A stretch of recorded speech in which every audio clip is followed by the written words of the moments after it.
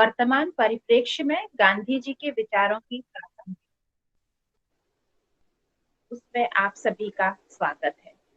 कुछ ही क्षणों में हम इस गोष्ठी का शुभारंभ करेंगे। अभी लगभग 34 प्रतिभागी हमारे संग जुड़े हैं और लगातार जुड़ रहे हैं, तो थोड़ी देर हम इंतजार और करेंगे।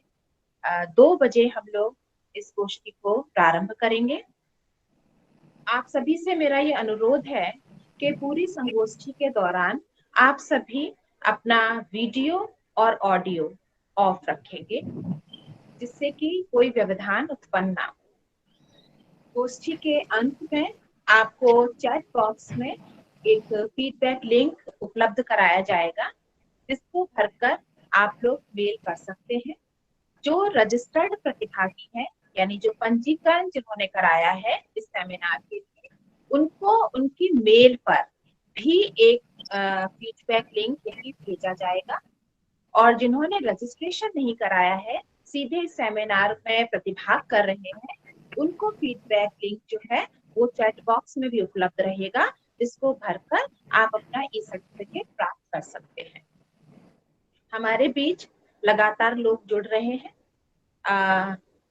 थोड़ा सा समय और शेष है, तो आपसे पुनः निवेदन है कि आप सभी अपना ऑडियो और वीडियो ऑफ रखेंगे, जिससे कि कोई व्यवधान ना आए। और अगर आप लोगों को कोई भी शंका या कोई प्रश्न हमारे सम्माननीय वक्ताओं से पूछना है, तो आप उनके वक्तव्य के अंत में चैट बॉक्स के माध्यम से अपने सवाल पूछ सकते हैं। जो भी चैट बॉक्स में सवाल आएंगे, हमारे पास जो भी प्रश्न आएंगे, वो हम एक एक कर सम्माननीय अतिथियों के सामने रखेंगे और उसके उत्तर आपको अवश्य दिए जाएंगे। तब तक हम लोग 5 मिनट का और इंतजार कर लेते हैं। 5 मिनट के बाद हम इस गोष्ठी को प्रारंभ करेंगे। धन्यवाद।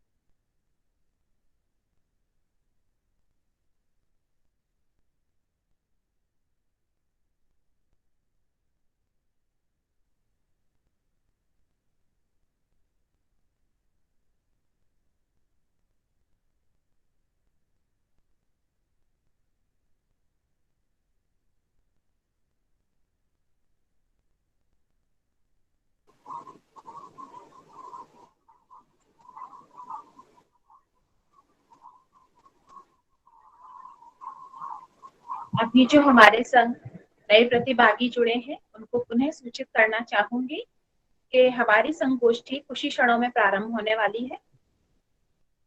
कई प्रतिभागी हमारे संग जुड़ चुके हैं और लगातार जुड़ रहे हैं। 2 बजे से हम लोग कोशिश करेंगे कि ये प्रारंभ कर दें। 2 लगभग बजने ही वाला है। 5 मिनट का इंतजार हम लोग और करना चाहेंगे, जिससे कि सारे प्रतिभागी इसमें जुड़ सके। आप सभी से ये निवेदन है कि आप लोग अपना ऑडियो और वीडियो दोनों ही ऑफ रखेंगे। जब आपको प्रश्न पूछना है अगर, तो आदरणीय अतिथि वक्ताओं के वक्तव्य को खत्म होने के बाद आप चैट बॉक्स में अपना प्रश्न पूछ सकते हैं। जिस प्रश्न को हम आपके बिहाफ पर उनसे पूछ लेंगे और आपको उसका उत्तर दिया जाएगा। जितने भी प्रतिभागी हैं, वो सभी फीडबैक लिंक उनको उनकी मेल पर दिया जाएगा। रजिस्टर्ड प्रतिभागियों को मेल, क्योंकि उन्होंने अपना मेल आईडी रजिस्ट्रेशन के दौरान हमें उपलब्ध कराया है, तो वो फीडबैक लिंक उनको मेल पर भी जाएगा। और जिन्होंने रजिस्ट्रेशन नहीं करा पाया है किन्हीं कारणोंवश, सीधे इस गोष्ठी को ज्वाइन कर रहे हैं प्रतिभाग कर रहे हैं तो उनके लिए भी यह सुविधा रहेगी कि कार्यक्रम के अंत में यहाँ पर चैट बॉक्स में उनको फीडबैक लिंक उपलब्ध करा दिया जाएगा, जिसको भरकर वो अपना ई सर्टिफिकेट प्राप्त कर सकते हैं। तो रजिस्टर्ड मेल पर भी फीडबैक लिंक प्राप्त करेंगे और जिन्होंने रजिस्ट्रेशन नहीं कराया है वो कार्यक्रम के अंत में अपना feedback link feed chat box में से ले सकते हैं और उसे उन्हें फिल कर कर हमारे मेल पर भेजना होगा, जिससे उनका ई सर्टिफिकेट जनरेट हो। हमारे बीच काफी प्रतिभागी जुड़ चुके हैं। थोड़े ही क्षणों में हम इस कार्यक्रम को औपचारिक रूप से आरंभ करें।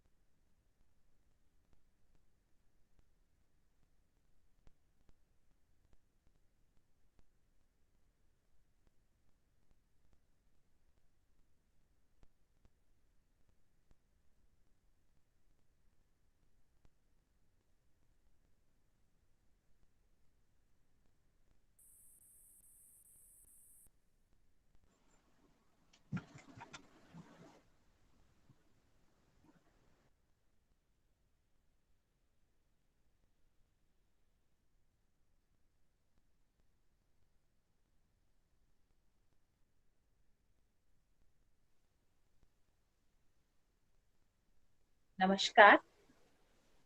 आज गांधी जयंती के इस पावन पर्व पर मैं पल्लवी दीक्षित आप सभी सम्मानित अतिथियों का इस राष्ट्रीय संगोष्ठी, जिसका विषय है वर्तमान परिप्रेक्ष्य में गांधी जी के विचारों की प्रासंगिकता, में आपका हार्दिक अभिनंदन और स्वागत। ज्ञान की अधिष्ठात्री देवी माँ शारदे के चरणों में दो पंक्तियों के माध्यम से नमन करते हुए मैं इस राष्ट्रीय संगोष्ठी का शुभारंभ करना चाहूंगी। प्रेम और त्याग का प्रभार दे माँ शारदे, भक्ति भावना का उपहार दे माँ शारदे। प्रेम और त्याग का प्रभार दे माँ शारदे, भक्ति भावना का उपहार दे माँ शारदे। तेरी करूं अर्चना भारत की वंदना में, तेरी करूं अर्चना भारत की वंदना में, ऐसा जन्म मुझे बार बार दे नकार दे। तेरी करूं अर्चना और भारत की वंदना में, ऐसा जन्म मुझे बार बार दे नकार दे। प्रेम और त्याग का प्रभार दे माँ शारदे, भक्ति भावना का उपहार दे माँ शारदे। भारतीय स्वतंत्रता संग्राम के दौरान सत्य और अहिंसा का उद्घोष कर आंदोलन की धार को और अधिक पैना करने वाले भारत की सामान्य जनता में स्वाभिमान, देश प्रेम, देशभक्ति की भावना को जगाने वाले युग पुरुष राष्ट्रपिता महात्मा गांधी जी को उनकी जयंती पर हम शत शत नमन करते हैं। आज न केवल गांधी जयंती का राष्ट्रीय पर्व है, वरन गांधीवादी विचारों के प्रबल समर्थक, भारत के द्वितीय प्रधानमंत्री, स्वाधीनता संग्राम के एक सशक्त स्तंभ, भारत रत्न लाल बहादुर शास्त्री जी का भी जन्मदिन है। उनके जय जवान जय किसान का उद्घोष कर अपने आपने स्वाधीनता संग्राम में भारतीयों में व्याप्त क्रांति की भावना को एक नवीन दिशा प्रदान करी। ऐसे देशभक्त कुशल राजनीतिज्ञ को हम उनकी जयंती पर शत शत नमन करते हैं। कार्यक्रम को औपचारिक रूप से आरंभ करने से पूर्व मैं हमारे महाविद्यालय की प्राचार्य महोदया आदरणीय श्रीमती निशा गुप्ता मैडम, जो कि इस संगोष्ठी की अध्यक्षता है, प्रेरणा और उत्साहवर्धन से ही यह संगोष्ठी करवा पाना हम सभी के लिए बहुत उपाय है। मैं आपसे निवेदन करूंगी कि आप इन अतिथियों का स्वागत करें एवं आज की संस्कृति के विषय में प्रकाश डालें। आदरणीय ईशा गुप्ता। नमस्कार। वर्तमान परिप्रेक्ष्य में गांधी जी के विचारों की प्रासंगिकता इस विषय पर आयोजित वेबिनार में वर्चुअल माध्यम से जुड़े सभी सम्मानित अतिथिगण, आज के कार्यक्रम की मुख्य अतिथि डॉक्टर विद्या बिंदु सिंह जी, जो कि वरिष्ठ साहित्यकार हैं, पूर्व संयुक्त निदेशक उत्तर प्रदेश हिंदी संस्थान लखनऊ। इसके साथ साथ कार्यक्रम के मुख्य वक्ता डॉक्टर जितेंद्र कुमार तिवारी जी, विभागाध्यक्ष संस्कृत विभाग, SNDT महिला विद्यापीठ मुंबई, सभी शिक्षिकाएं, सभी छात्राएं, जितने भी लोग प्रतिभाग कर रहे हैं इस वेबिनार में, कार्यक्रम की संयोजिका डॉक्टर पल्लवी दीक्षित जी, आप सभी को बहुत बहुत आपका हार्दिक स्वागत है। और इसके साथ साथ आज गांधी जयंती का जो पावन पर्व है, इसकी आपको हार्दिक बधाई भी है। आज का ये जो वेबिनार है, वर्तमान परिप्रेक्ष्य में गांधी जी के विचारों की प्रासंगिकता, ये बहुत ही अधिक इस पर यदि बात की जाए तो मेरा जो मानना है कि गांधी जी के विचारों की प्रासंगिकता पहले भी थी, आज भी है और वो आगे भी रहेगी। क्योंकि जो गांधी जी के विचार हैं, उनको जब हम जानेंगे और हम जैसा भी हम समझते आए हैं और हमने सुना है, गांधी जी के जो विचार हैं हमारे रग रग में बहते हैं। जैसे बचपन से ही हम उनके बारे में जानते समझते आए हैं।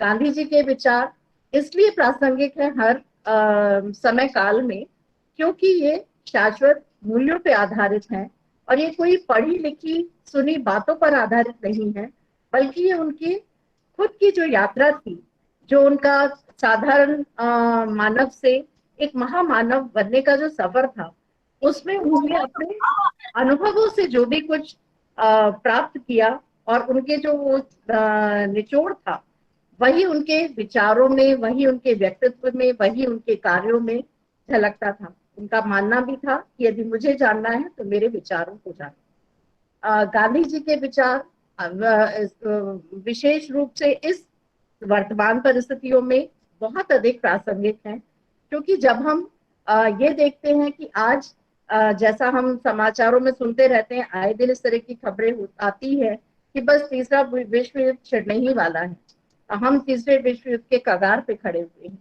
तब फिर कहीं ना कहीं हमें गांधी जी के अहिंसा से जुड़े हुए जो विचार हैं वो याद आते हैं, उनकी प्रासंगिकता अब समझ में आती है।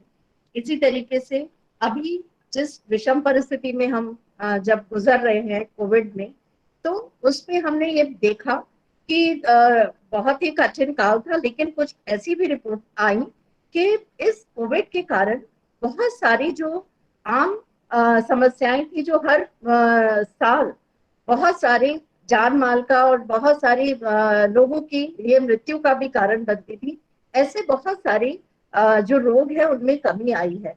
और उसका कहीं ना कहीं कारण था कि कोविड के कारण हम अपनी सफाई पर बहुत ज्यादा ध्यान देने लगे थे। तो गांधी जी का हमेशा से ही वो स्वच्छता के प्रति भी उनका बहुत अधिक आग्रह था। तो इस रूप में हम किसी भी क्षेत्र में देखें, गांधी जी के जीवन के किसी भी पहलू को देखें, उनके जीवन के किसी भी क्षण को देखें, वो हमें कहीं ना कहीं ऐसी चीजों के बारे में समझाता है, ऐसे विचार के बारे में जागृत करता है, जो हमारे जीवन के लिए, हमारे साथ साथ सभी, हमारा जो समाज है, हमारा राष्ट्र है, और वैश्विक स्तर पर बात करें तो विश्व के लिए भी बहुत अधिक वो लाभदायक है, उस सबका भला करने वाले हैं। चाहे वो सत्य के प्रति उनका आग्रह हो, सत्य के संबंध में जो उनकी अवधारणा थी, चाहे वो सहिष्णुता की बात हो, या उनकी विनम्रता को हम ले लें, वो स्वदेशी की वो बात करते थे। तो आजकल जब हम देख रहे हैं कि जब हम माननीय प्रधानमंत्री जी का भी जो एक सपना है कि हम अपने भारत को एक सुपर पावर में बना सके, ग्लोबल पावर के रूप में विकसित कर सके, तो उसमें कहीं ना कहीं वो जो स्वदेशी की जो अवधारणा है वो बहुत अधिक मदद कर सकती है, सहायक हो सकती है। चाहे कौशल विकास की बात हो, तो यदि हम गांधी जी के शिक्षा के संबंध में विचारों को देखें, तो वो हमेशा इस बात पे उनका जोर रहता था कि सब बच्चों को कोई ना कोई हुनर जरूर आना चाहिए। बच्चों को जो है शुरू से ही श्रम के महत्व को समझाना चाहिए, जो कि आज हमारी शिक्षा पद्धति ऐसी है जिसमें कि हम जब कोई श्रम से जुड़ा हुआ जो श्रम का महत्व है हम नहीं समझते, और हम बहुत सारे कार्यों को करने में अपनी हेठी समझते हैं। हमें लगता है कि ये हम क्यों करें, हम तो इतना पढ़ गए हैं तो हम ऐसा कैसे कर सकते हैं। तो गांधी जी जो थे उनका इस पर भी बहुत आग्रह था। इसी तरीके से जब हम यदि बात करें कि वो शिक्षा के प्रति, तो अब आजकल जैसे हम न्यू एजुकेशन पॉलिसी को देखते हैं, उसमें अभी तक शिक्षा जो सरकार की तरफ से जो एक शिक्षा की नीति थी उसमें कभी भी फॉर्मल एजुकेशन के रूप में जो प्री प्राइमरी एजुकेशन को नहीं जोड़ा गया था। लेकिन अब एनईपी में जब वो स्ट्रक्चरिंग की गई है फिर से स्कूली शिक्षा की, तो उसमें वो जो फाउंडेशन ईयर्स हैं, जो आधारभूत वर्ष हैं, उनको बहुत जगह दी गई है। तो गांधी जी ने जो प्री बेसिक एजुकेशन का उनकी अवधारणा थी, वो कहीं ना कहीं आज उस पर काम हो रहा है। तो इस तरीके के कितने ही उदाहरण हैं जो कि हमें इस बात को बिल्कुल जोर देके मैं कह सकती हूँ कि गांधी जी के विचार कभी उनका महत्व खत्म नहीं होगा। वो हर समय, हर खंड, हर काल में उतने ही प्रासंगिक रहेंगे जितना पहले थे और जितना आज है। तो इसी के साथ मैं बहुत ज्यादा अपना समय नहीं लूंगी।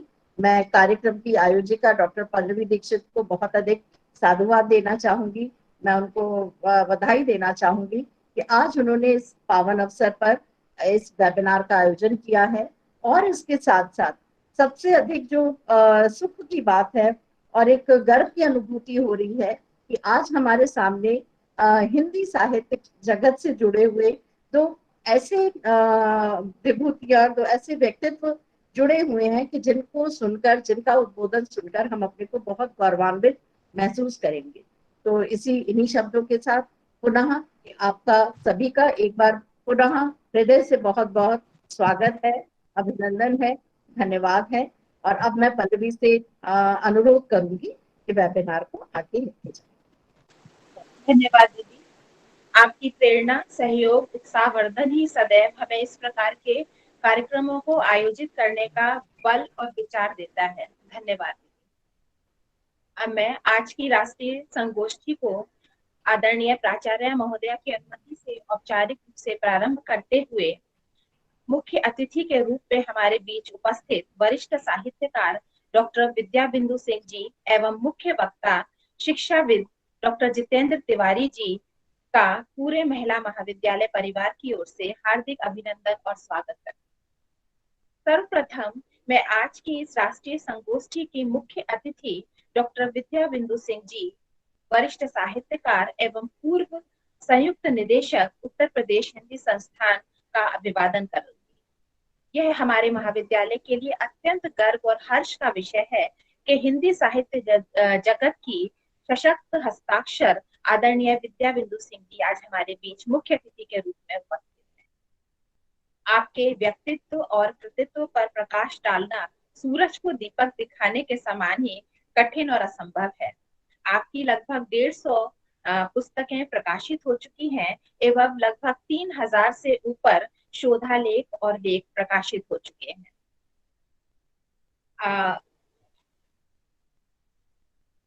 कार्यक्रम आज उन्होंने हमारी संगोष्ठी के लिए समय निकाला है, ये हमारे लिए बेहद गर्व का विषय है। आपके व्यक्तित्व और कृतित्व पर विभिन्न विश्वविद्यालयों के द्वारा शोध कार्य भी किया जा रहा है। बहुत से छात्र आपके व्यक्तित्व पर और कृतित्व पर शोध कर पीएचडी की डिग्री हासिल कर रहे हैं।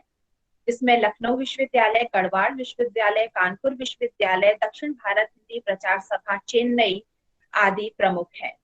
आपको देश विदेश से लगभग 150 से अधिक सम्मान पुरस्कार प्राप्त हो चुके हैं, जिसमें उत्तर प्रदेश हिंदी संस्थान द्वारा प्रदत्त सुभद्रा कुमारी चौहान स्वर्ण पदक, लोक भूषण सम्मान, हिंदी गौरव सम्मान, और साथ ही साहित्य भारती सम्मान है। इसके साथ ही अभी आदरणीय को साहित्य अकादमी पुरस्कार से भी सम्मानित किया गया है। इसके अलावा पुरस्कारों की जो श्रृंखला है वो बहुत लंबी है और हमारे पास समय की कमी है। विद्या बिंदु सिंह जी एक ऐसा नाम है जिससे सभी परिचित हैं। साहित्य के क्षेत्र में ऐसा कोई भी नहीं है जो उनको ना जानता हो। आज की गोष्ठी में, संगोष्ठी में हम सभी उनके विचारों से लाभान्वित होने का प्रयास करेंगे और हमें ये अवसर मिला है, इसके लिए हम उनके बहुत अधिक कृतज्ञ हैं। अब अधिक समय लिए बिना मैं आदरणीय डॉक्टर विद्या बिंदु सिंह जी को आमंत्रित करना चाहूंगी कि वे आए और अपना वक्तव्य हम लोगों के सामने दें। आदरणीय विद्या बिंदु सिंह।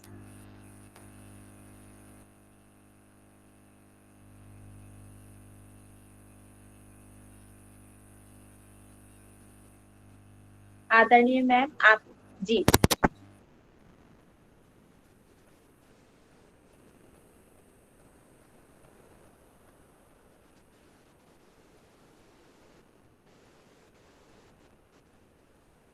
आपकी आवाज नहीं आ पा रही है, मुझे लगता है ऑडियो ऑफ है।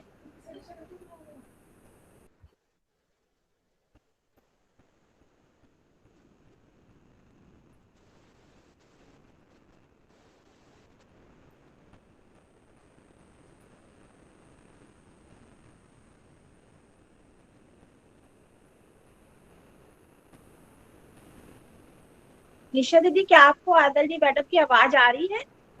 आवाज आ रही है अब? हाँ मैडम, अब आ रही है। अब आ रही है, धन्यवाद। मैं सबको धन्यवाद देती हूँ। और आज जिन दो विभूतियों का जन्म दिवस है उनकी स्मृति को नमन करती हूँ।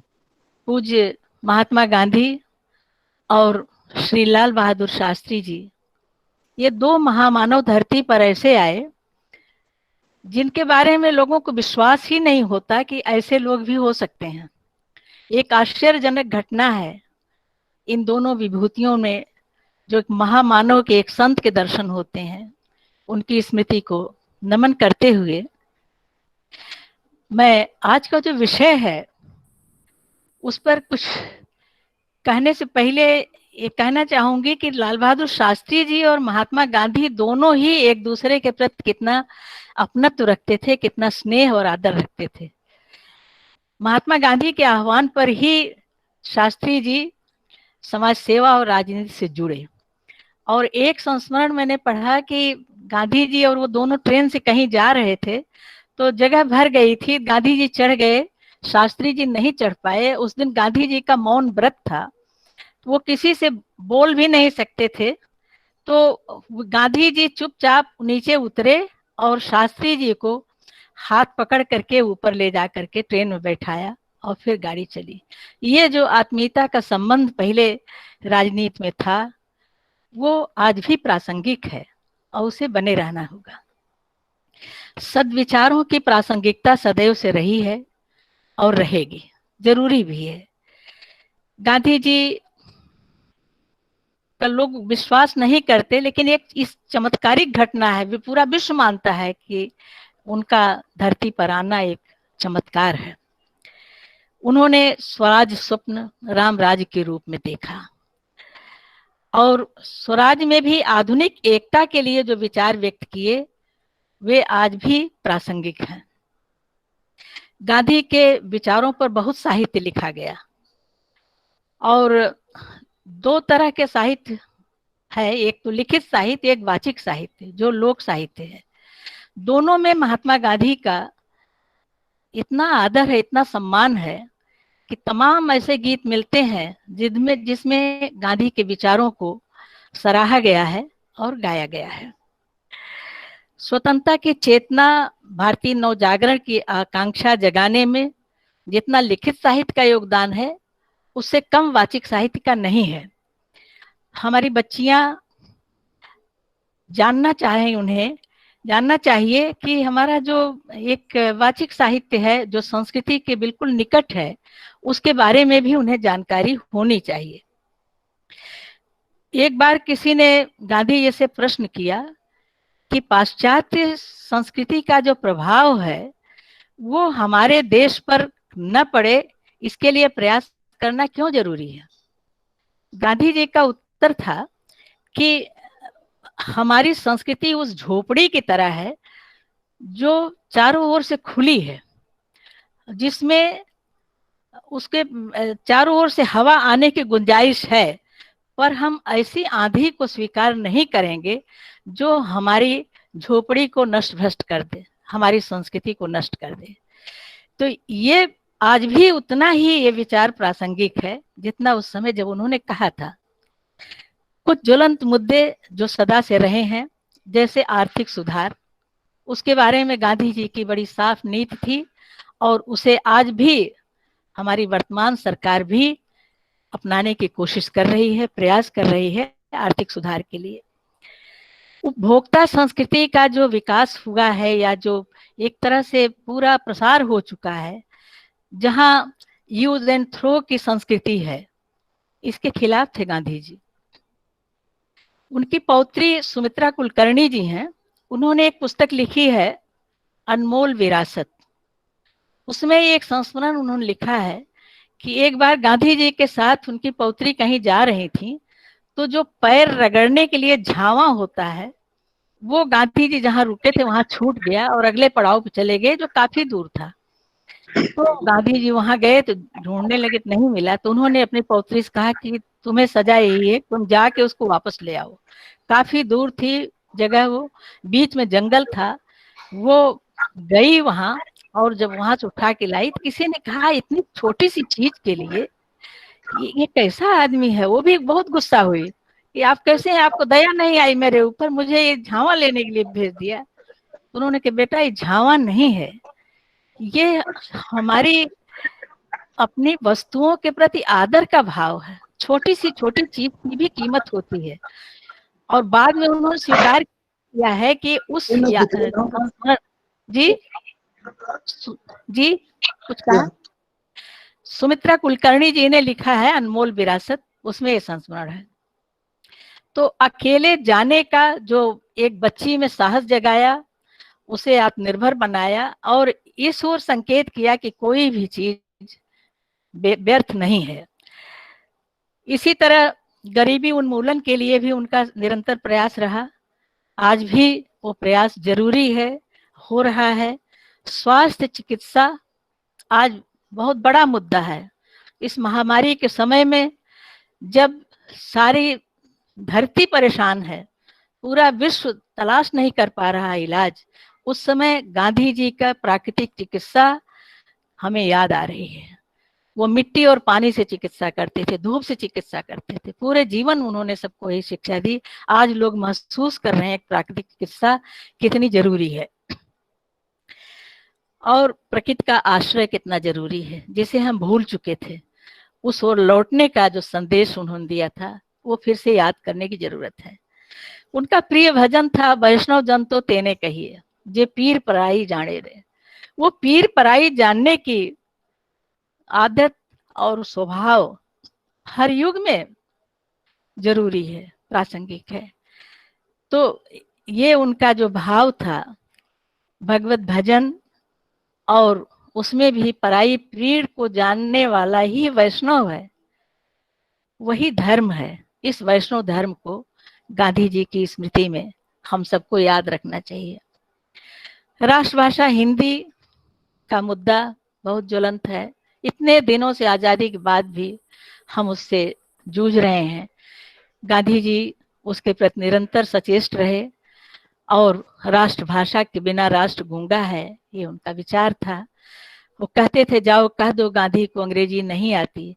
ये भाव फिर से हर राजनेता में, हर व्यक्ति में जगना जरूरी है। ब्रिटिश शासन के प्रति जो आक्रोश था वो लोकगीतों ने बहुत स्पष्ट व्यक्त किया। और वो कहते थे गाँव गीतों में है कि उसे गांधी पर भरोसा है कि गांधी हमारे देश के नाव के खेवनहार हैं, इसलिए हमें उनके पीछे पीछे चलना चाहिए। ऐसे तमाम गीत मिले। उनका जो राम राज्य का स्वप्न था, एक श्री शरद कुमार महांती की उड़िया भाषा की पुस्तक है, उसका सुजाता विशेन शिवेन द्वारा हिंदी में अनुवाद हुआ है। उसमें उन्होंने लिखा है कि गांधी जी को अनशन संबंधी स्वप्नादेश हुआ था सपने में, उसको उन्होंने पूरा करने के लिए असहयोग आंदोलन शुरू किया और अनशन शुरू किया। इस अनशन के प्रभाव से बहुत सारे परिवर्तन हुए, ये सभी जानते हैं। और उनके इस सपने को पूरा करने के लिए हमारी कुलवधुओं ने भी गीतों में कहा है, बड़े प्यारे प्यारे गीत हैं। गांधी तेरो सुराज सपनवा हरि मोर पूरा करी है ना, और सोने की थारी में ज्योना परोस्यों सबका जवाई की जई है ना, और सबको खद्दर काट काट के हम चरखा बनाएंगे खद्दर, और सबको पहना करके तब वे खुद कपड़ा पहनेंगे। ऐसा मेरा पति जो है वो आपके सपनों को पूरा करेगा, ये वचन देती है। स्वच्छता अभियान उनका बहुत सार्थक रहा। आज भी स्वच्छता अभियान बहुत जोर शोर से हमारे वर्तमान प्रधानमंत्री ने शुरू किया है और किया भी जा रहा है। और उसमें एक जो न्याय की व्यवस्था के लिए जो गांधी जी का विचार था कि न्याय समाज को न्याय मिलना चाहिए, सामाजिक न्याय मिलना चाहिए, उसके लिए उन्होंने पंचायत का जो महत्व स्वीकार किया, पंचायत को प्रमुखता देने की जो बात की, आज भी उस पंचायत का महत्व लोग स्वीकार कर रहे हैं। पंचायत गांव में थी तो लोग कोर्ट कचहरी जाने से बचते थे, और बहुत जरूरी होने पर और पंचायत को अधिकार था कि वो कड़े से कड़ा दंड दे जो अपराधी सिद्ध हो जाए, और उसमें आर्थिक दंड के रूप में भोज भात देने की बात थी। और एक लोगों के मन में अनुशासन का, एक गांव के लोगों को में भी एक अनुशासन था पंचायत का, उससे भय करते थे बिरादरी से बाहर निकाल दिए जाएंगे, हुक्का पानी बंद कर दिया जाएगा। इस तरह के जो दंड थे ये सामाजिक प्रतिष्ठा से जुड़े दंड थे, उनकी आज भी जरूरत है। आज हम सामाजिक प्रतिष्ठा को महत्व ही नहीं दे रहे हैं, हम जो है धन होता है तो उसका दुरुपयोग कर रहे हैं, इसलिए भी उनका विचार सार्थक है। शिक्षा व्यवस्था के बारे में अभी हमारी बहन बात कर रही थी। शिक्षा व्यवस्था आज की भी समस्या है। जो लॉर्ड मैकाले की शिक्षा व्यवस्था लादी गई आज तक चली आ रही थी, उसे बदलने के लिए जो प्रयास हो रहे हैं, हमारी शिक्षा नीति में जो परिवर्तन लाए गए हैं वो बहुत सार्थक हैं, और इस पर भी गांधी जी का प्रभाव है, उनके विचारों का। बेसिक शिक्षा को उन्होंने बहुत महत्व दिया था। आज भी बेसिक शिक्षा जरूरी है क्योंकि जड़ मजबूत होनी चाहिए। बाहरी शत्रुओं से रक्षा करने के लिए, उसको सुरक्षित रखने के लिए भारत पर हुए जो आक्रमण हुए उसको अहिंसात्मक ढंग से उन्होंने सुलझाने की कोशिश की। आज भी युद्ध न हो और ये समस्याएं सुलझ जाएं, ये पूरे विश्व के लिए जरूरी है कि इस पर विचार किया जाए। गांधी जी का इतना प्रभाव था लोग पर कि उनको अवतार मान लिया गया। कहते हैं अवतार महात्मा गांधी के भारत के भार उतारे का एक लोकगीत है। श्री राम के हाथे में धनुहा बाण, श्री कृष्ण के हाथे मुरली, गांधी के हाथे में चरखा बा, भारत के भार उतारे का, गांधी जी जग में प्रगट भय, अन्यायी राज हटावे का। तो इस तरह उन्होंने युवाओं को, युवा शक्ति के उपयोग की बात जो है आज हो रही है, जो उनका आह्वान गांधी जी ने किया। कहते उठो वीर भारती देशवा के रतनवा, मैदानवा बाटे दुश्मन से रचा। इस तरह के गीत तमाम गाए गए और जवानों में एक जोश आया और वे राजनीति में आए, जेल गए। इसके अलावा उन्होंने जो सदैव लोकहित की चिंता की, वो कहते हैं गांधी बाबा की है पुकार, जवानों हो जाओ तैयार। इस तरह के बहुत सारी पंक्तियां हैं, मैं संक्षेप में आगे बढ़ रही हूँ। अंग्रेजों द्वारा खून की होली खेले जाने पर भी गांधी जी अहिंसा की लड़ाई के पक्षधर बने रहे। इसकी आलोचना भी होती है और प्रशंसा भी होती है। ये गीतों में उसकी प्रशंसा की गई है। खून को होली खेले लंदन सरकार, प्रेम अहिंसा के रंग गांधी के दरबार। उन्होंने सदैव लोकहित की चिंता की और उनका प्रभाव इतना पड़ा कि लोग गायकों ने उनका संदेश घर घर तक, जन जन तक पहुंचाया और भारत माता को देवी के रूप में पूजा जाने लगा। देश के प्रति भक्ति का ज्वार जो उठा उन गीतों के प्रभाव से उठा। और भारतवासी सोवत बाटा उठ पड़ा हो गए सवेरा की वाह वाह, आवत देख के भारतवासीन आए रहें देशवम गोरा की वाह वाह। सोवत देख के भारतवासीन बात कहे पर मारन धामे बहुत करें बरजोरा की वाह वाह, ऐसन दशा देख देशवा के गानी बाबा मचाए हैं सोरवा की वाह वाह। इस तरह के गारी गीत तमाम मिलते हैं। अन्याय के विरुद्ध उन्होंने नारी शक्ति को जगाया। आज नारी सशक्तिकरण की, नारी अस्मिता की बात हो रही है। उस समय स्त्रियां उनके आह्वान पर घर से निकली, पर्दे से बाहर निकली, और उनका जो चरखा उनके हाथ में थमाया गांधी जी ने, वो उनका संबल बन गया। चरखा वियोगिनी का संबल था। गीतों में पति एक चरखा दे करके विदेश चला जाता है, उसके सहारे जीवन काटती। उस चरखे को उन्होंने राष्ट्रीय अस्मिता का प्रश्न बना करके उसके हाथ में गांधी जी ने पकड़ाया, और उस चरखे के प्रति इतना प्रेम है कि भनन भनन भन्नाए चरखवा, और चरख मोरे चरखे के टूटे न तार चरखवा चालू रहे। इस तरह के तमाम गीत आज भी गाए जा रहे हैं। गांधी बाबा का ही है हथियार, और ये चरखा गांधी बाबा चलाएं चरखवा चालू रहे। स्त्रियां खुलेआम कहती हैं, जब उन्हें घर में रोका जाता है बाहर न जाओ, कहती हैं गानी बाबा से लगन लगौबे हमार को वो का करी हैं, हम चरखा चलेबे हमार को वो का करी हैं। ये जो उनके भीतर अपने आत्मगौरव का बोध जगा, आत्मविश्वास जगा, वो गांधी जी का ही, उसके आह्वान का ही जोर था। युवा शक्ति का उन्होंने आह्वान जब किया तो उसमें वो कहते हैं कि बनना हो जाओ तैयार, तिरंगा ले लो हाथ में। ब्याहन जाते समय भी, ब्याह करने जा रहा है तो उसके बनने के हाथ में तिरंगा झंडा है, और उसके पिता कहते हैं जोड़ा जामा पहनो, कहता नहीं केसरिया पाग पहनूंगा, और वो तिरंगा लेकर के जा रहा हो। गांधी हम बनना हमारो गांधी के बसमा, तिरंगा झंडा उठा रहा है। गांधी जी की जयकार गीतों में जय बोलो महात्मा गांधी की एक छोटी चवन्नी चांदी की बहुत मशहूर है। जैसे चवन्नी देखने में छोटी लगती है, गांधी जी बहुत साधारण लगते हैं, लेकिन कितने महान है वो, ये उसके लोग पूरी उनकी जय जयकार करता है। दैदा गांधी बाबा हमें भारत के सूरजवा, और जमुना ने जेवे पिया मांगे थे सूरजवा, उसका पति, वो प्रेरणा देती है पति को, वो भी स्वराज मांग रहा है।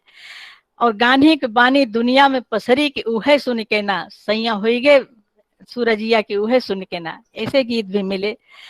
और स्वराज स्वदेशी की कामना, सब कातव चरखा सुख कर मूल यही यही। इसके अलावा स्वराज का आना बहुत बड़े सपने का पूरा होना है। स्वराज आने के बाद वो स्वप्न भंग हुआ, चाहे साहित्यकार हो, चाहे समाज हो, चाहे और कोई भी हो।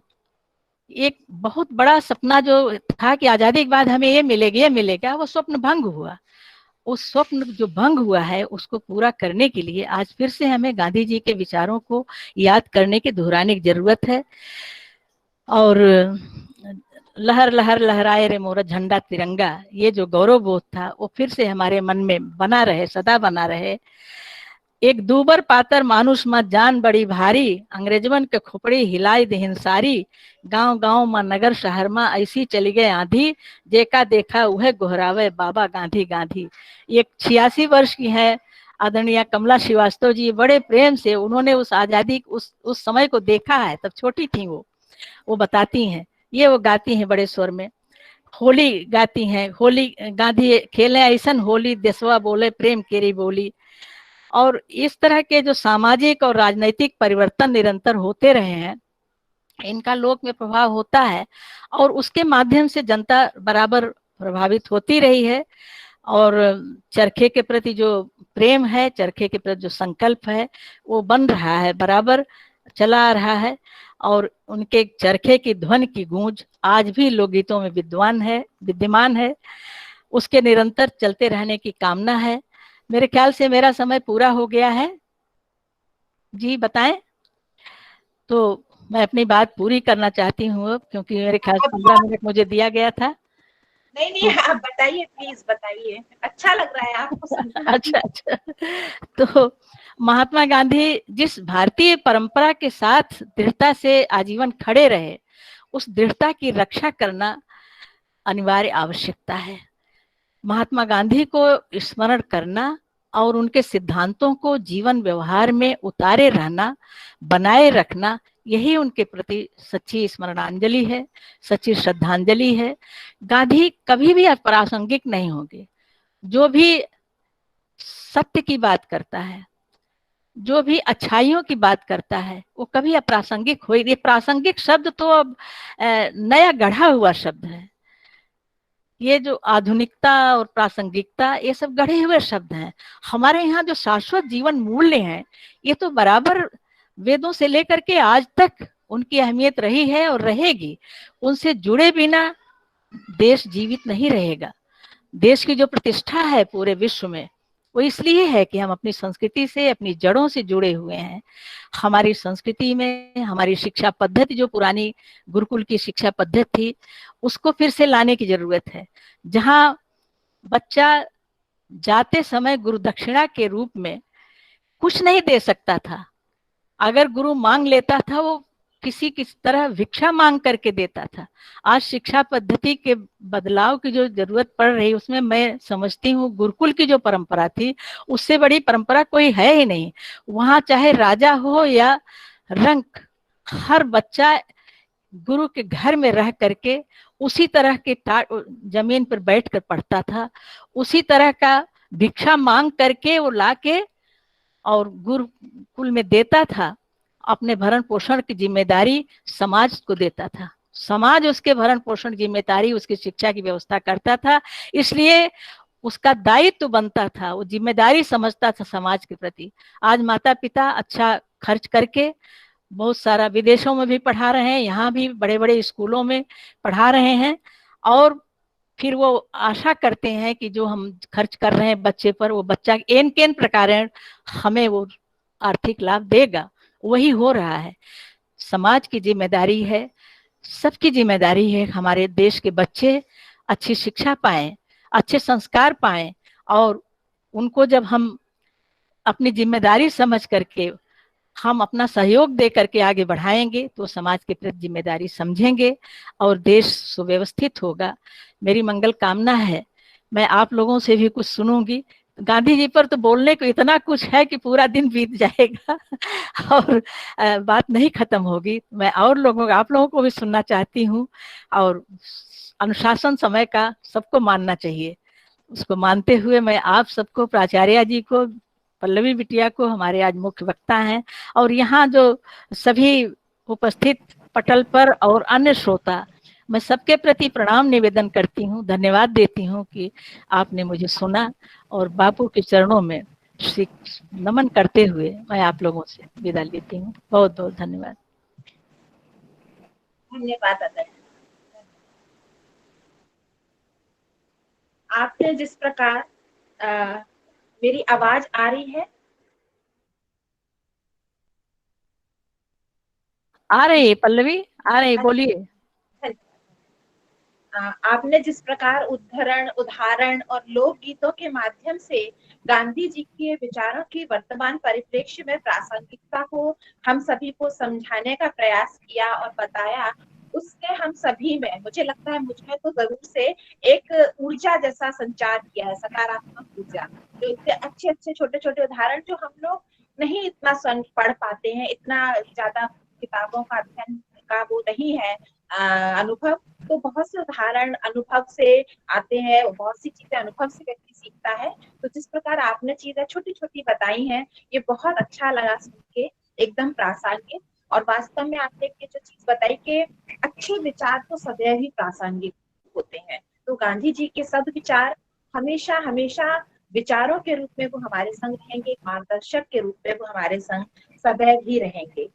आपने हमारे महाविद्यालय के लिए मेरे निवेदन पर इतना समय निकाला, इसके लिए मैं आपका बहुत बहुत आभारी हूँ। आगे भी आपका इसी प्रकार सकारात्मक सहयोग हमें प्राप्त होता रहेगा, हमारे महाविद्यालय को प्राप्त होता रहेगा, ऐसी मेरी आशा है। बहुत धन्यवाद। एक महान राजनीतिज्ञ, दार्शनिक, समाज सुधारक, आचार्य शास्त्री, ये सभी का सम्मिश्रण था गांधी जी का व्यक्तित्व। और उनके व्यक्तित्व का जो मूलाधार था वो था धार्मिकता। गांधी जी का धर्म परंपरागत धर्म नहीं था, रूढ़िवादी धर्म नहीं था। उनका धर्म था ईश्वरमय जीवन जीना। और ईश्वर कोई मंदिर में बैठा देवता नहीं था। ईश्वर का तात्पर्य था धर्माचरण, सत्याचरण, जिसकी प्राप्ति का आधार था सत्य, प्रेम और अहिंसा। अतः सत्य, धर्म, प्रेम, शांति और अहिंसा, इन 5 मूलाधारों पर ही आदरणीय राष्ट्रपिता महात्मा गांधी जी का जीवन चिंतन केंद्रित था। और ये 5 मूल्य आज भी उतने ही प्रासंगिक हैं जितने पहले थे। कार्यक्रम की श्रृंखला को आगे बढ़ाते हुए मैं हमारे बीच उपस्थित आज की इस राष्ट्रीय संगोष्ठी के मुख्य वक्ता डॉक्टर जितेंद्र तिवारी जी को आमंत्रित करना चाहूंगी। बेहद ही सरल, विनम्र स्वभाव के धनी आदरणीय तिवारी जी SNDT महिला विद्यापीठ मुंबई में संस्कृत विभाग में विभागाध्यक्ष के पद पर आसीन है। आपने अनेक महत्वपूर्ण विश्वविद्यालय स्तर पर अनेक महत्वपूर्ण प्रशासनिक पदों को भी आप देख रहे हैं। आपके निर्देशन में बहुत सारे छात्रों ने अपना शोध कार्य पूर्ण किया है और अभी भी लगभग 7 या 8 छात्र आपके कुशल निर्देशन में शोध कार्य कर रहे हैं। आपकी अनेक पुस्तकें प्रकाशित हो चुकी हैं। आपने अनेक राष्ट्रीय एवं अंतरराष्ट्रीय संगोष्ठियों में मुख्य एवं अतिथि वक्ता के रूप में भी प्रतिभाग किया है। मैं अधिक समय नहीं लूंगी। मैं आदरणीय डॉक्टर जितेंद्र तिवारी जी से अनुरोध करूंगी कि वे हमें अपने विचारों से लाभान्वित करने का कष्ट करें। आदरणीय तिवारी जी। हमारी आवाज आ रही है आप सबको? जी सर, जी सर। हाँ, सबसे पहले तो मैं राष्ट्र के 2 युग पुरुष, राष्ट्र के नव निर्माता और राष्ट्र की धरोहर, अब वैचारिक धरोहर महात्मा, संत और बापू, 3 उपाधियों से विभूषित मैं बापू जी को नमन करता हूँ। धरती के लाल, हम सबके प्रेरणा स्रोत और नई पीढ़ी में आत्मविश्वास जगाने कि जिनके अंदर सर्वबीज गुण संपन्न ऐसे लाल बहादुर शास्त्री जी, उनको मैं नमन करता हूँ। साथ में ही आज हम सब लोग एक साथ जुड़े, इस अवसर पर हम सबको जोड़ने का काम जो किया है वो महिला महाविद्यालय की जो प्राचार्य हैं doctor Gupta ma'am, doctor Pallavi Dikshit ji और कॉलेज का प्रबंध तंत्र, इन सब के सम्मिलित प्रयास से हम सब लोग जुड़े। तो प्रबंध तंत्र को, आदरणीय गुप्ता मैडम को, स्नेहिल पल्लवी जी को अपना साधुवाद देता हूँ कि सतत ऐसे ही कार्यक्रम करते रहें और हम सब जैसे लोगों को, अनुरागियों को जोड़ने का क्रम जारी रखें। 1-2 बार धन्यवाद इसलिए मैंने दिया क्योंकि इस कार्यक्रम में परम आदरणीय संत, विद्या की उपासिका, ज्ञान की प्रकाशिका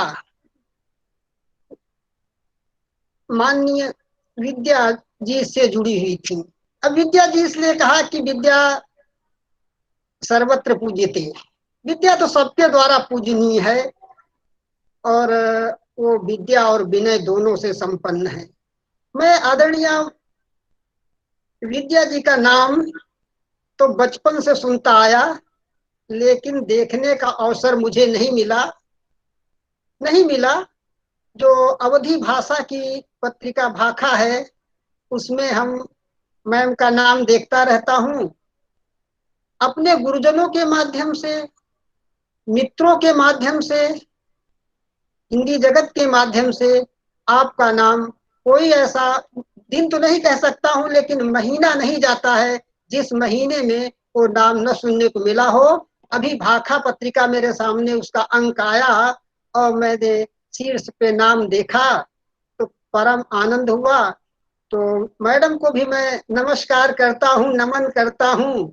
ये मेरा सौभाग्य, प्रणाम करता हूँ कि ये मेरा सौभाग्य है, इस महाविद्यालय ने मेरे ऊपर उपकार करके और साक्षात विद्या का दर्शन करवा दिया। साथ में इस कॉलेज के जितने भी बहुत धन्यवाद भाई साहब, इस कॉलेज के धन्यवाद। जितने भी शिक्षक हैं, जितनी भी शिक्षिकाएं हैं, विद्यार्थी हैं, और जो बाहर के गांधी और शास्त्री प्रेमी लोग हैं, अनुराग में जुड़े हुए हैं, उन सबको मैं नमन करता हूँ, नमस्कार करता हूँ, प्रणाम करता हूँ। अब विषय पर बात करेंगे, क्योंकि हम जो कुछ है, बहुत कुछ है, वो तो आदरणीय मैडम ने बता दिया। तो मैं ये कह सकता हूं कि वो तो विद्या है और मैं उनका छोटा सा बिंदु हूं। महात्मा गांधी जी के विचारों को अगर हमें समझना है, और ये तो प्रवाह निरंतर चलता आ रहा है, जब से गांधी जी आए इस धरती पर, जिस दिन से उन्होंने कदम रखा, उस दिन से किसी न किसी रूप में उनके विचार, उनकी शिक्षाएं, उनकी दिशा, उनकी दशा, उनके नीति निर्देश सब तो हमारे मानस में है, क्लाइमेट में है। इसलिए क्लाइमेट में है कि जब पहली किलकार भरी होगी तो उन्होंने वेद की जो सार्थकता है, शब्द एवं ब्रह्म, उसकी सार्थकता हुई होगी, और वो गांधी जी की प्रथम किलकार भी हमारे वायुमंडल में होगी। ऐसा हम संस्कृत के लोग मानते हैं, विचार करते हैं। तो निश्चित रूप से अगर हम ये न कह करके कि आज गांधी जी की जो है दिवस के रूप में मना रहे हैं, अगर इसको हम सब कहें कि आज हम आत्मसंकल्प के रूप में मना रहे हैं, और गांधी जी के जो सिद्धांत हैं, गांधी जी के जो विचार हैं, गांधी जी के जो आदर्श हैं, उनको अगर एक बिंदु रूप में हम अगर अपने आप में उतार लें, हर व्यक्ति में उतार लें, तो हम इतना तो जरूर कह सकते हैं, शास्त्री जी के जीवन को उतार लें तो इतना जरूर कह सकते हैं कि हम दुखों से मुक्त हो जाएंगे, हम सुखों की प्राप्ति कर लेंगे, और निश्चित रूप से हम अपनी जो मानसिक, आत्मिक, वैचारिक गुलामी है, उससे तो मुक्ति पा जाएंगे। अंग्रेजों से तो गुलामी की मुक्ति हमको मिल गई, बापू ने और देश के सारे आजाद वीरों ने हमें स्वतंत्रता तो प्रदान करा दी, लेकिन क्या हम आत्मिक रूप से स्वतंत्र हैं?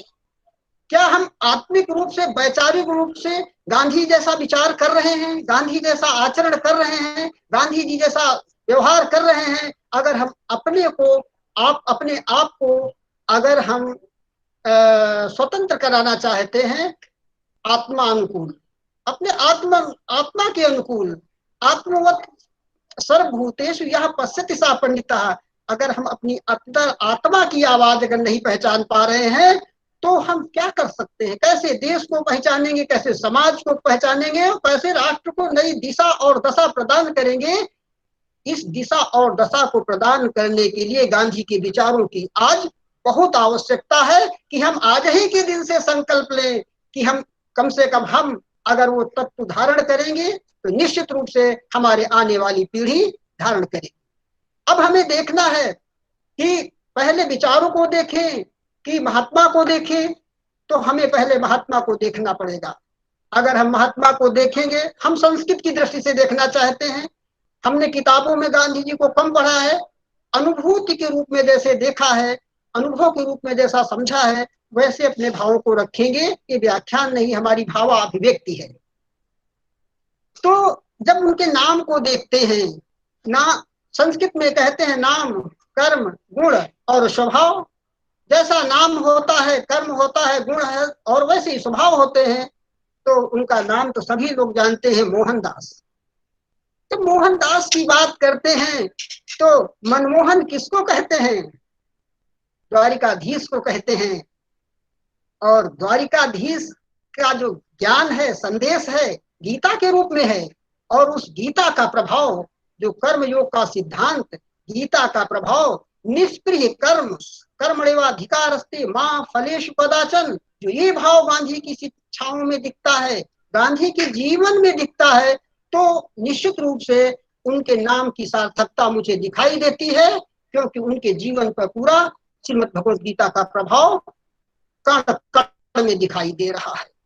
तो दूसरा हम नाम जुड़ता है उनके साथ पिताजी का, करमचंद गांधी जी। अब जब कर्म की बात करते हैं तो जीवन में उन्होंने कर्म निष्ठा का व्रत लिया और देश के लिए समर्पित कर दिया निष्काम कर्म के माध्यम से, तो निश्चित रूप से पिता का प्रभाव पड़ा, निश्चित रूप से पिता का प्रभाव पड़ा। तो मातृ देवो भव, पितृ देवो भव, आचार्य देवो भव, इसकी जो परिकल्पना है जो आज कन्वोकेशन में दी जा रही है, नहीं दी जा रही है, तो अभी नई शिक्षा नीति आ गई है, उसके माध्यम से ये सब कुछ आपको सीखने को मिलेगा कि माता क्या होती है, पिता क्या होती है और आचार्य क्या है।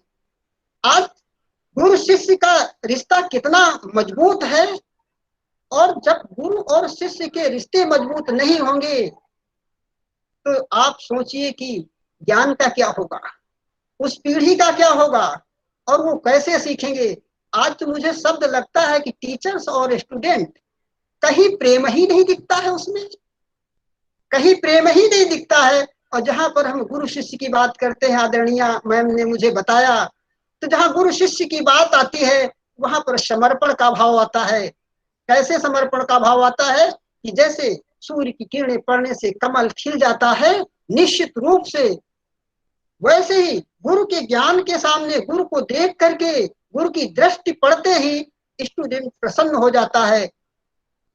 जब प्रसन्न हो जाता है तो समझ लो कि आज के जीवन के विद्यार्थियों का आधा तो स्ट्रेस मैनेजमेंट गुरु ने ही कर दिया, और जब आधा स्ट्रेस मैनेजमेंट हो गया तो आधा बचा तो वो अपने आप करके और निश्चित रूप से आगे बढ़ सकता है। तो निश्चित रूप से हम कह सकते हैं कि हमारी जो धरोहर है, हमारे ऋषि हैं, हमारे मुनि हैं, हमारे ज्ञानी हैं, हमारे विज्ञानी हैं, और जो भारत की अपार धरोहर है, उन सब का प्रभाव महात्मा के ऊपर दिखाई दे रहा है। तभी तो उनको गॉड कोई नहीं कहता है, संत कहता है। साबरमती के संत तूने कर दिया कमाल। तो संत संता की अंता संता संति। तो आज जो संत, कैसे संत होना चाहिए, अगर हम कहें क्या हम गांधी जी की तरीके से संत हैं, तो संत क्या होता है? संत का मतलब होता है संन्यास आश्रम में चले जाना नहीं, अपनी माटी में आ जाएं, अवधि में आ जाएं, और स्वयं जो है अवधि में आकर के और स्वयं मानस मर्मज्ञ को देख ले कि संत हृदय नवनीत समाना। अरे संत का हृदय तो नवनीत के समान होता है। और लास्ट में वो कहते हैं निज परित्राप द्रवई नवनीता और पर दुख द्रवई सो संत पुनीता। अब ये गांधी दर्शन दिखाई दे रहा है कि हम दूसरे को पीड़ा को देख करके कितना द्रवित हो रहे हैं, दूसरे की पीड़ा को देख करके हम उसके साथ कितना अपना सरोकार कर रहे हैं, और हम उसके साथ कैसे हो। जब इस तरीके का भाव होगा तो निश्चित रूप से हम महात्मा गांधी के आदर्शों को, उनके जीवन दर्शन को आत्मसात कर सकते हैं। इसके अलावा जो हमारी धरोहर है रामायण, रामायण का तो पूरा, अरे सारे वेदों का, सारे शास्त्रों का सब कुछ तो गांधी जी में दिखाई दे रहा है। रामायण का कितना बड़ा प्रभाव है। हमें आज कहने में संकोच लग रहा है कि राम हमारे पिता हैं, माता हैं, आराध्य हैं, देव हैं, इष्ट हैं। ये न कह करके हम ये कह सकते हैं कि राम तो हमारे कण कण में रम रहे हैं। अगर राम अंतःकरण में रम रहे हैं तो निश्चित रूप से गांधी जी पहले ही हमारे अंदर रमने लगेंगे, क्योंकि गांधी जी स्वयं राम राज्य की परिकल्पना करते थे, स्वयं वो राम राज्य की बात करते थे। और गांधी जी का जो राम राज्य था वो कैसा राम राज्य, नहीं दरिद्र कोई दुखी न दीना, नहीं कोई अबुध लक्षणहीना, जो मैंने प्राइमरी में पढ़ा था, बचपन में पढ़ा था कि कोई दरिद्र न हो, कोई दुखी न हो, सर्वे भवन्ति सुखिनः सर्वे सन्तु निरामयाः। जब ऐसा भाव परमात्मा के रूप में वो देख रहे थे, वही तो उपनिषद का ज्ञान उनके अंदर दिखाई दे रहा था कि ईशावास इदम सर्वम यत् किंचित जगत्याम जगत। पूरा यही तो हमारी उनके भगवान अंतरात्मा में ही तो परमात्मा दिखाई दे रहा था। ऐसे भावों के लिए हमें संकल्प करने की जरूरत है। अभी उन्होंने सबसे पहला उनका मूल सत्य और अहिंसा था, क्योंकि सत्य के बिना हम कुछ कर नहीं सकते हैं, और सत्य के लिए को जीतने के लिए हमें अहिंसा का अस्त्र होना चाहिए। तभी तो हमारा जो है अज्ञान मिट सकता है। जब तक हमारे अंदर अहम ब्रह्मास्मि का भाव रहेगा तब तक हम गांधी के विचारों को आत्मसात नहीं कर सकते हैं। जिस दिन हमारे अंदर तत्वमसि का भाव आ जाएगा, उसी दिन हम अपने आत्म में सर्वज्ञ हो जाएंगे और अपने समाज को कुछ देने की क्षमता रखेंगे, समाज को अच्छा बनाने की क्षमता रखेंगे। तो महात्मा का और शास्त्री जी का स्वरूप कैसा था? उनके जीवन का स्वरूप था सत्य आधार तपस्तैलम। खाली सत्य से काम चलने वाला नहीं है। सत्य आधार तपस्तैलम दयावर्ती क्षमा सिखा। जो बचपन में हमने श्लोक पढ़ा था 7th-6th क्लास में, उनके जीवन का पूरा आधार ही सत्य के ऊपर आधारित था। इतनी बड़ी इमारत सत्य के ऊपर आधारित थी। अगर असत्य के ऊपर होती तो न मालूम कब इस दुनिया में कितने आए और कितने चले गए। वैसे तो दुनिया में लाखों आते जाते हैं, पर धन्य वही है जो कुछ कर दिखलाते हैं। तो जो कुछ कर दिखलाया देश के लिए, राष्ट्र के लिए, समाज के लिए, हमारे देश के सच्चे वीरों ने, सच्चे सपूतों ने, उसके पीछे आधार तो सत्य का है। तो सत्य आधार तपस्तैलम दयावर्ती क्षमा सिखा। उनके अंदर सत्य का आधार है। अगर हम अपने अंदर सत्य का आधार लाएं, क्षमा सिखा, और हमारे अंदर क्षमाशीलता होनी चाहिए। जब हम दूसरे को क्षमा करते हैं तो निश्चित रूप से समाज को कोई नई दिशा दे सकते हैं, हम दूसरे को सोचने का मौका दे सकते हैं। और तपस्तैलम साधना रूपी तेल, अरे वो प्रकाश जो दीपक का जल रहा है ज्ञान का, वो प्रकाश जो है साधना का है। अब वो साधना हिमालय की साधना नहीं है, वो साधना जो है साबरमती के आश्रम की साधना है। वो भारत की पावन भूमि की साधना है और उसके अंदर कण कण में भारत का प्रेम है, राष्ट्र का प्रेम है, मातृभूमि का प्रेम है। तो ये जो है सत्य का उनका आधार मुझे दिखाई देता है। निश्चित रूप से आज का समाज कितना सत्य की ओर जा रहा है, कितना असत्य की ओर जा रहा है, सभी लोग आत्म मंथन करें, आत्म मूल्यांकन करें और फिर उसमें से जो हम आत्मसात कर लें तो समझ लो कि हमने आज के दिन की कुछ सफलता हासिल की और अपने जीवन को नए कदम की ओर रख रहे हैं। दूसरा उनका जो व्रत था, मूल आधार था अहिंसा। आज भी हम कहते हैं अहिंसा परमो धर्मः। अरे अहिंसा हमारा परम धर्म है, परम धर्म है। अब अहिंसा के रूप में उन्होंने जो है पूरा देश, पूरा राष्ट्र एक सूत्र में बांध करके रख दिया अहिंसा रूपी मंत्र के माध्यम से। अब इस पर ज्यादा आगे चर्चा नहीं करूंगा क्योंकि समय को देख करके और आगे बात करूंगा। तो अहिंसा जो है परम धर्म था। आज अगर हम कह ले अहिंसा परमो धर्मा, एक छोटी मुझे बचपन की याद आ गई और कि बचपन में लोग कहते थे कि महात्मा जी जो है बकरी का दूध पीते थे। ये हम जनोक्ति सुना करते थे, लोकोक्ति सुना करते थे। अगर हम इसको फीलिंग के रूप में देखें, आत्मिक भाव के रूप में देखें, तो वो उसका अगर हमने तो वैज्ञानिक रूप से देखें तो जो बकरी का दूध है, आज सारे साइंटिस्ट कहते हैं कि सबसे बड़ा गुणकारी है, सबसे बड़ा हितकारी है, सबसे बड़ा कल्याणकारी है। आज ढूंढे पर नहीं मिल रहा है। क्यों नहीं ढूंढने से मिल रहा है? क्योंकि हमने बकरी ही नहीं रखी है समाज में। तो दूध उसका कहाँ से मिलेगा जो मेरे जीवन के लिए हितकारी होगा? गांधी जी स्वयं उसका दुग्धपान क्यों करते थे? वो गाय को तो मां मानते ही थे, साथ में कहते थे इस जीव को भी कल्याणकारी जीव है, इस और इसका जो है भरण पोषण करो, लालन पालन करो। ये आपके लिए, आपके समाज के लिए, बच्चों के लिए जो दुग्ध देगी वो फ्यूचर में कल्याणकारी होगी। ऐसा जीव के प्रति दया का भाव भी उनके प्रति संकेत था और संकेत के रूप में आप अच्छे से समझ सकते हैं कि जीव मात्र के प्रति कितनी बड़ी दया है। और सबसे बड़ी दुर्गति अगर आज दिखाई गई है तो उन्होंने कहा व्याघ्रा नहीं, सिंघा नहीं, गजा नहीं, चुनता नचना अजाय पुत्रम निर्बलम ज्ञात्वा। अरे बकरी के बच्चे की बल तो मैंने चढ़ाते देख रहा हूँ, लेकिन शेर की बल कोई चढ़ाए तो मैं जानू। तो उन्होंने जो ये एक कुरीति थी, इतनी कुरीति थी, उस कुरीति को भी उन्होंने दूर करने का प्रयास किया और माध्यम से जीव जो है के प्रति अहिंसा, प्राणी मात्र के प्रति अहिंसा का भाव हमें उनके अंदर दिखाई देता है। अगर ये भाव हम सभी सोचे कि हमारे लिए उचित रहेगा तो निश्चित रूप से फ्यूचर में, समाज में, आने वाले समय में किसी के बच्चे को अगर बकरी की दूध की आवश्यकता पड़ेगी तो बकरी ढूंढनी नहीं मिलेगी, स्वयं वो आपको दूध देगी और आपकी पीढ़ियों को वो कल्याणकारी बनेगी। मेडिसिन तो मिल जाएगी लेकिन आज वो मिलना बड़ा कठिन है। गुण करके देखें। और आदरणीय मैडम तो और सारे सीनियर्स लोग तो उसके महत्व को समझ ही रहे होंगे। तीसरी बात थी सत्याग्रह। आज हम टाइटल देते हैं सत्याग्रह, हम सत्य के लिए आग्रह कर रहे हैं। अरे पहले ये तो आत्म मंथन करो कि जो हम आग्रह कर रहे हैं या दुराग्रह कर रहे हैं।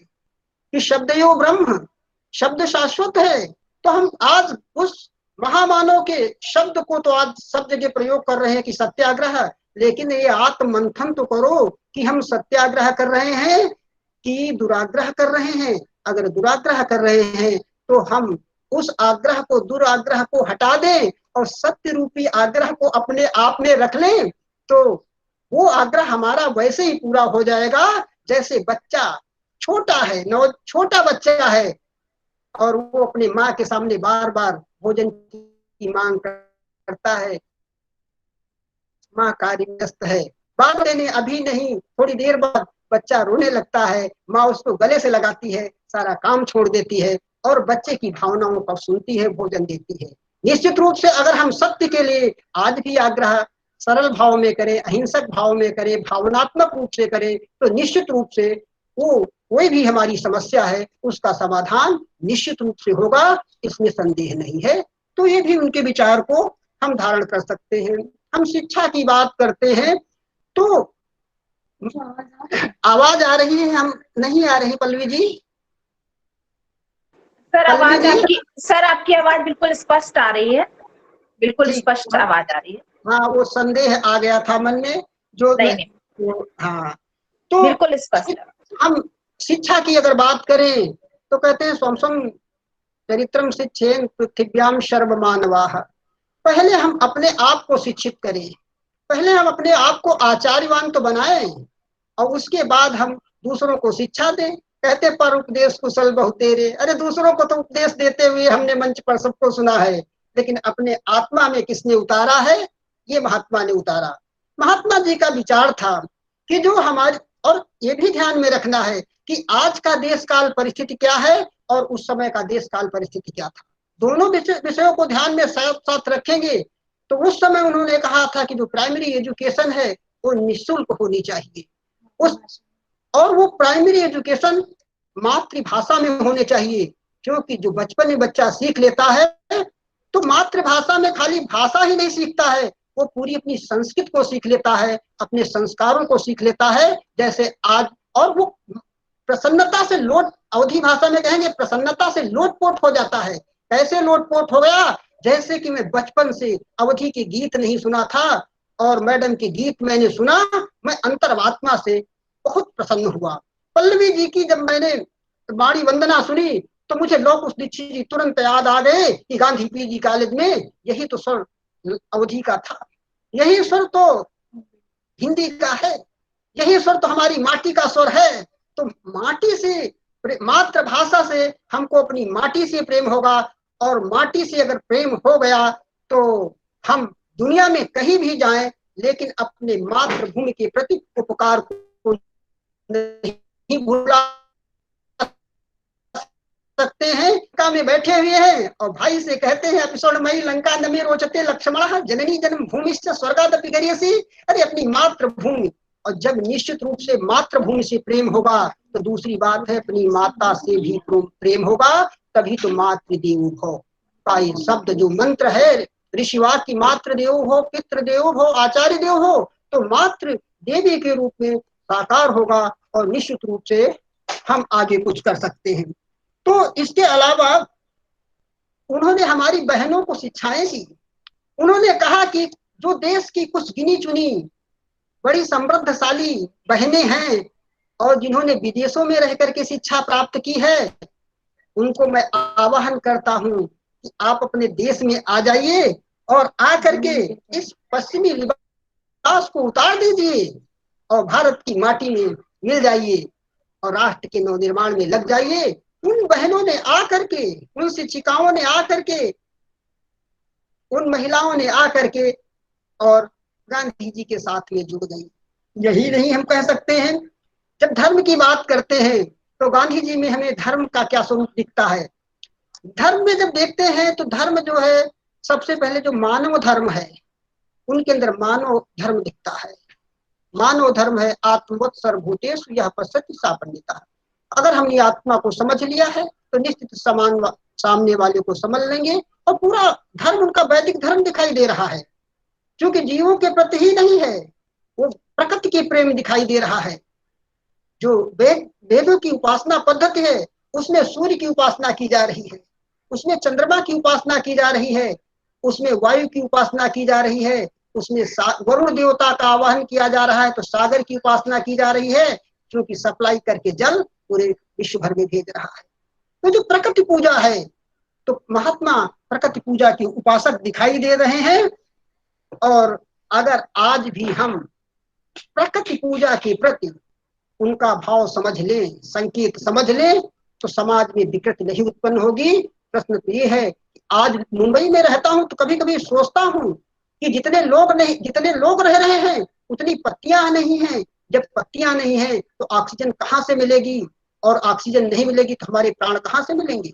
हम विटामिन डी की तरफ जा रहे हैं, लेकिन हम सूर्य को हाथ जोड़ने में शर्मा रहे हैं। ये प्रश्न हमारे सामने है।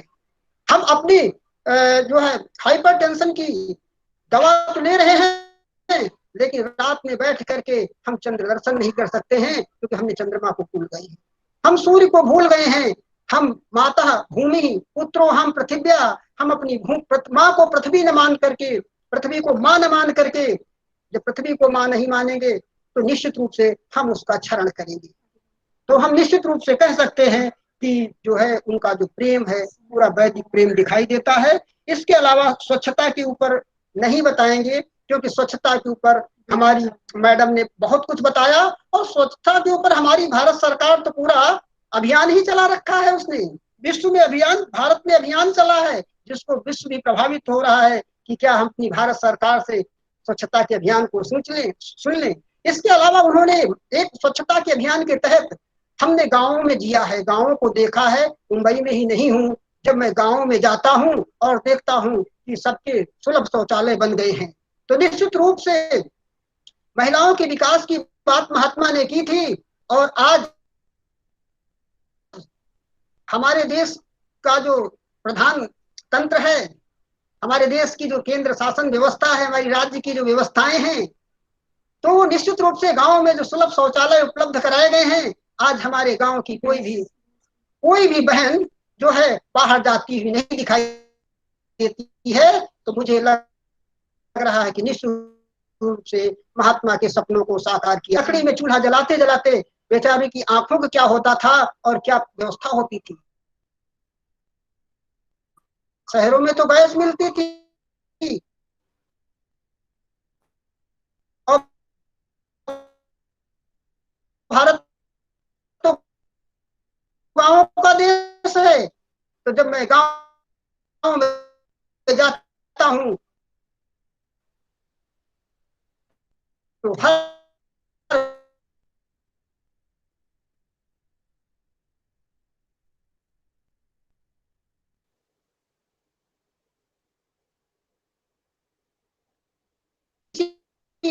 और दूसरा ऋषि, अगर ऋषियों का आचरण सीख ले, सबको समझ ले, किसान को समझ ले, अन्न समझ ले, तो निश्चित रूप से जो है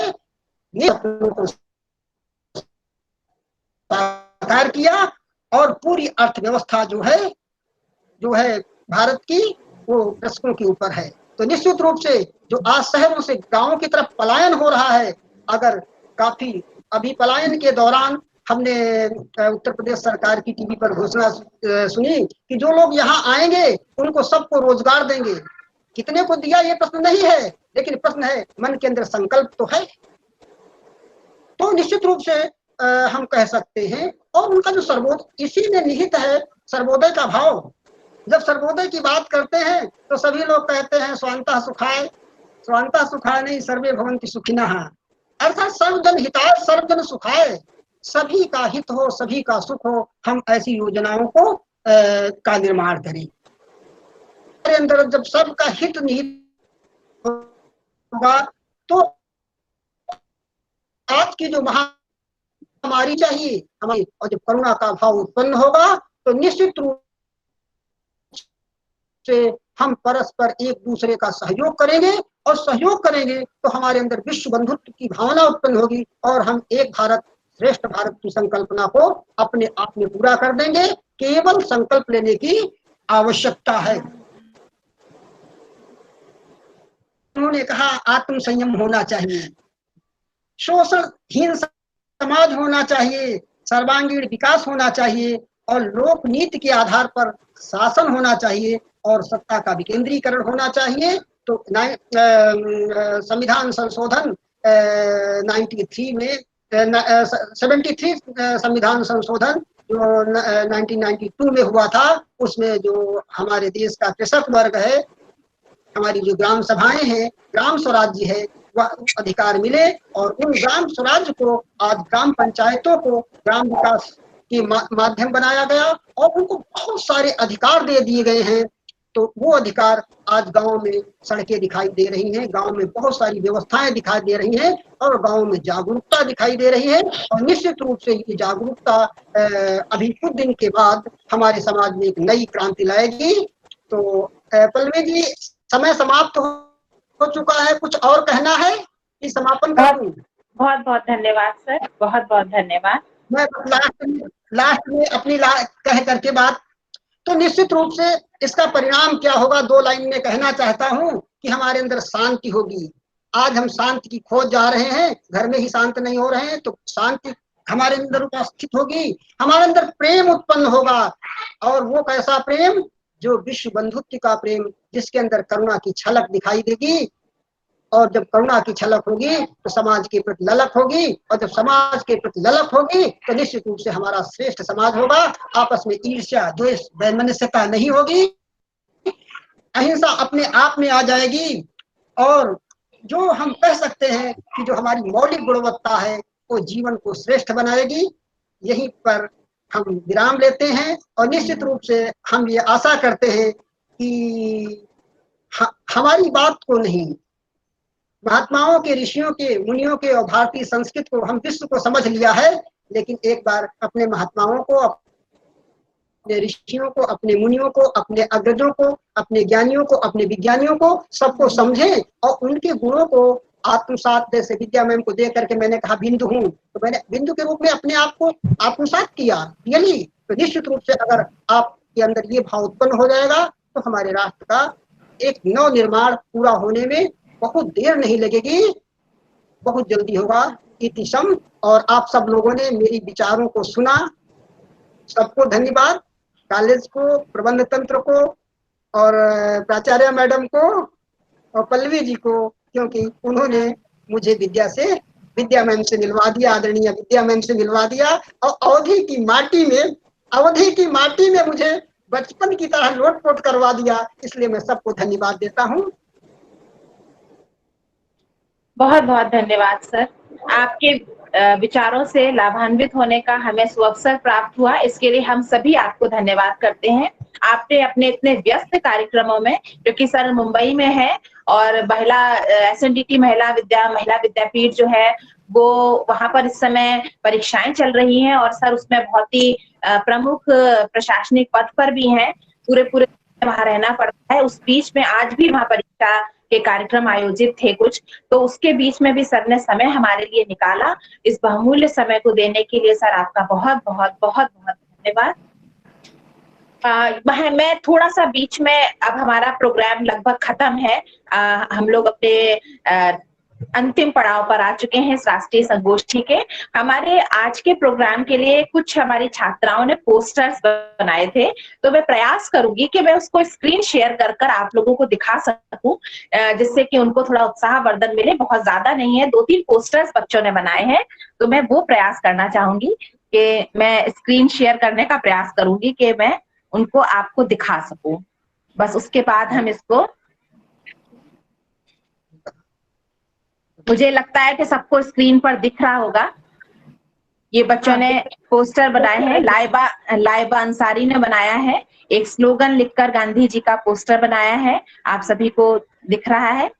नीचे आएंगे तो ये हमारे यहाँ प्रज्ञा वर्मा है, जिन्होंने ये बहुत ही खूबसूरत गांधी जी का पोस्टर बनाया है, हाथ में बच्चा तिरंगा झंडा लिए हुए है। ये स्लोगन उन्होंने बनाया है। प्रांची, ये बीएससी द्वितीय वर्ष की यानी चतुर्थ सेमेस्टर की छात्रा है, ये बच्ची है प्रांची। इसने दूसरा भी एक स्लोगन बनाया है। ये गांधी जी पर एक पोस्टर हमारी छात्रा ने बनाया है। इसके अतिरिक्त एक पोस्टर और है जो मैं आप लोगों को दिखाना चाहूंगी कि अहिंसा का पुजारी, सत्य की राह दिखाने वाला, ईमान का पाठ पढ़ा गया हमें बापू लाठी वाला। ये बनाया है सादिका फरहीन।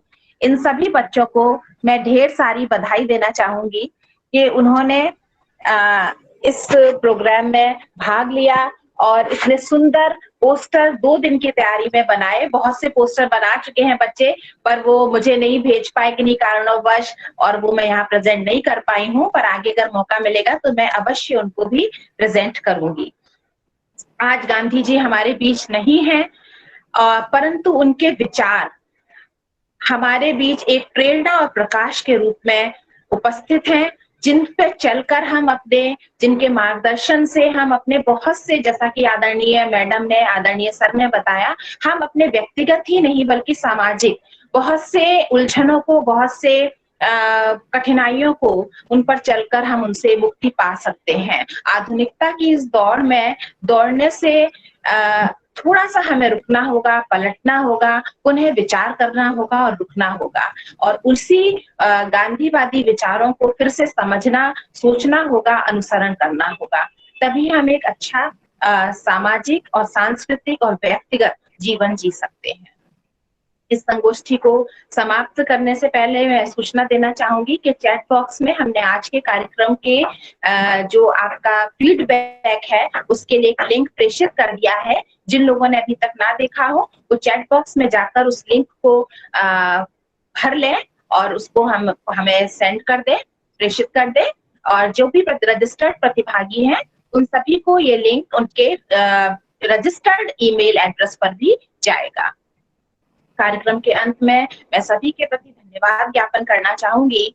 इस कार्यक्रम में मुख्य अतिथि के रूप में शामिल हुई आदरणीय विद्या बिंदु सिंह मैडम, हमारे मुख्य वक्ता आदरणीय जितेंद्र तिवारी जी, जिन्होंने अपना बहुमूल्य समय हमारे महाविद्यालय के लिए निकाला। मैं आपकी बहुत ऋणी हूँ। आपका मार्गदर्शन, सहयोग और समय हमें समय समय पर मिलता रहेगा, ऐसी मेरी कामना है। मैं इस संगोष्ठी की संरक्षिका हमारे महाविद्यालय की प्राचार्य आदरणीय निशा गुप्ता मैडम का भी बहुत बहुत धन्यवाद ज्ञापन करूंगी, क्योंकि उनके कुशल नेतृत्व, मार्गदर्शन, उत्साहवर्धन और प्रेरणा से इस प्रकार के कार्यक्रमों को आयोजित कर पाने की बल, संबल और हिम्मत आती है। तो मैं उनका भी बहुत बहुत धन्यवाद देना चाहूंगी। मैं इस पूरा कार्यक्रम को आप जो अटेंड कर रहे हैं, आप जैसा कि देख रहे हैं, ये वर्चुअल माध्यम में हो रहा है, और ये पूरा जो हमारे महाविद्यालय का काम है वो आदरणीय श्री अरुण वर्मा जी देखते हैं। तो अरुण वर्मा जी को भी मैं बहुत बहुत धन्यवाद देना चाहूंगी, जिनकी वजह से ये पूरी संगोष्ठी इतनी सुव्यवस्थित और सुचारू रूप से आयोजित हो सकी। उन्होंने जो आमंत्रण पत्र से लेकर, जो डिजाइनिंग से लेकर, जो पूरी संगोष्ठी के आयोजन में जो भी सहयोग किया है उसके लिए मैं उनकी ऋणी हूँ, क्योंकि उनके सहयोग के बिना इस माध्यम में संगोष्ठी कराना मेरे लिए संभव नहीं था। तो अरुण वर्मा जी, आपको भी मैं बहुत बहुत धन्यवाद देना चाहूंगी।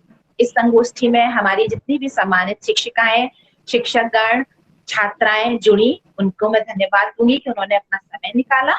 मैं उस प्रत्येक व्यक्ति को धन्यवाद देना चाहूंगी जो प्रत्यक्ष या अप्रत्यक्ष रूप से इस संगोष्ठी में हमारे लिए जुड़ा, हमारे लिए खड़ा हुआ। इसके साथ ही मैं अंत में धन्यवाद ज्ञापित करना चाहूंगी उन सभी प्रतिभागियों के लिए जिनके प्रतिभाग के बिना ये संगोष्ठी ही अर्थहीन हो जाती। तो आप सभी को भी मैं धन्यवाद दूंगी कि आप सभी ने इस संगोष्ठी में अपनी प्रतिभागिता सुनिश्चित करी। सभी लोगों के प्रति मैं धन्यवाद ज्ञापित करूंगी और भविष्य में इसी प्रकार की संगोष्ठियां आयोजित होती रहे, ऐसा मैं आज संकल्प लेना चाहूंगी कि आदरणीय प्राचार्य महोदया के नेतृत्व में इस प्रकार के कार्यक्रम हमारा महाविद्यालय आयोजित करता रहे। इसी शब्दों के संग मैं ममता सारस्वत जी से निवेदन करूंगी कि वो अपना म्यूट कर दे माइक। ममता सारस्वत जी, इन्हीं शब्दों के साथ मैं आज की संगोष्ठी को समाप्त करती हूँ। बहुत बहुत धन्यवाद।